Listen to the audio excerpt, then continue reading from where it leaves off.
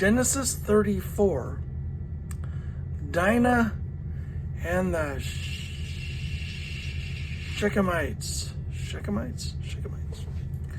Now Dinah, the daughter of Leah had borne to Jacob, went out to visit the women of the land.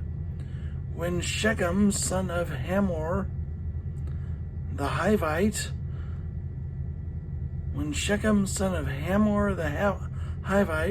the ruler of that area, saw her, he took her and raped her. His heart was drawn to Dinah, daughter of Jacob. He loved the young woman and spoke tenderly to her. And Shechem said to his father Hamor, "Give me this girl as a wife. Give me this girl as my wife." When Jacob heard that his daughter Dinah had been defiled, his sons were in the fields with his livestock, so he did nothing about it until they came home. Then Shechem's father Hamor went out to talk with Jacob. Meanwhile, Jacob's sons had come in from the fields as soon as they heard what had happened. They were shocked and furious because Shechem had done an outrageous thing in Israel by sleeping with Jacob's daughter, a thing that should not be done. But Hamor said to them, "My son Shechem has his heart set on your daughter. Please give her to him as his wife. Intermarry with us.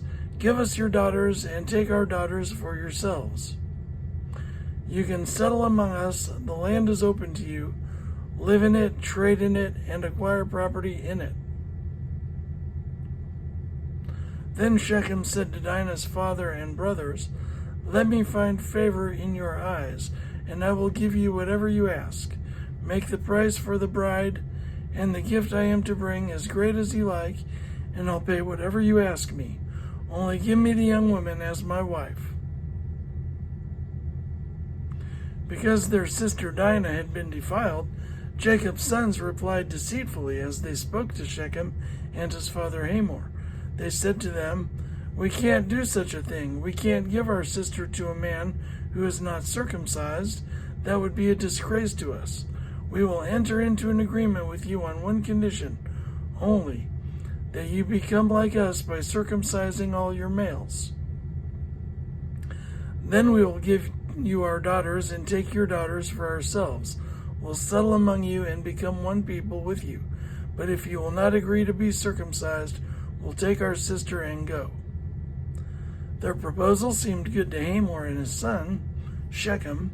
The young man, who was the most honored of all his father's family, lost no time in doing what they said because he was delighted with Jacob's daughter. So Hamor and his son Shechem went out to the gate of their city to speak to the men of their city. "These men are friendly towards us," they said. "Let them live in our land and trade in it. The land has plenty of room for them.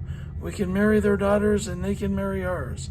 But the men will agree to live with us as one people only on the condition that our males be circumcised, as they themselves are.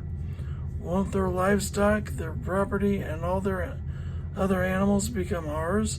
So let us agree to their terms, and they will settle among us." All the men who went out of the city gate agreed with Hamor and his son Shechem, and every male in the city was circumcised. 3 days later, while all of the men were still in pain, two of Jacob's sons, Simeon and Levi, Dinah's brothers, took their swords and attacked the unsuspecting city, killing every male. They put Hamor and his son Shechem to the sword and took Dinah from Shechem's house and left. The sons of Jacob came upon the dead bodies and looted the city where their sister had been defiled. They seized their flocks and herds and donkeys and everything else of theirs in the city and out in the fields. They carried off all their wealth and all their women and children, taking as plunder everything in the houses. Then Jacob said to Simeon and Levi, "You have brought trouble on me by making me obnoxious to the Canaanites and Perizzites, the people living in this land. We are few in number, and if they join forces against me and attack me, I and my household will be destroyed." But they replied, "Should we have treated our sister like a prostitute?"